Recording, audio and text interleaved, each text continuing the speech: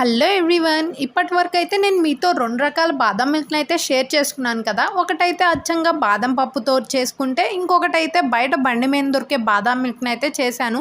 So, first time చేసినప్పుడైతే దాంతోనే కుల్ఫీని కూడా try చేశాను. చాలా టేస్టీగా అయితే వచ్చిందని చెప్పాను కదా.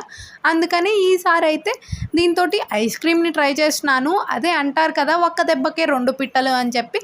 సో, ఒకటే రెసిపీ తోటి 2 రకాలనైతే ట్రై చేస్తున్నాను. సో, ఈసారి బాదం మిల్క్‌ని ట్రై చేసిన తర్వాత బాదం మిల్క్ కావాల్సినన్ని అయితే పక్కకు తీసేసుకొని, మిగతా దాంట్లో ఇంకొంచెం ఎక్స్ట్రా కస్టర్డ్ పౌడర్ని అయితే పాలల్లో మిక్స్ చేసుకొని వేసుకొని బాగా చిక్కపడిన దాకా ఉడకనిచ్చాను అనమాట. ఇలా తిక్కగా అయిన తర్వాత బాక్స్లోకి పోసుకొని ఫ్రీజ్ చేసుకున్నాను.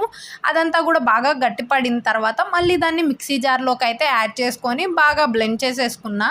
సో, మిక్సీ జార్లోకి వేసుకున్న తర్వాత నురగగా స్మూత్గా అయితే ఫామ్ అయింది. దాన్ని మళ్ళీ బాక్స్లో పెట్టుకొని ఫ్రీజ్ చేసుకుంటే టేస్టీ బాదం ఐస్ క్రీమ్ అయితే రెడీ అయింది. భలే టేస్టీగా వచ్చింది.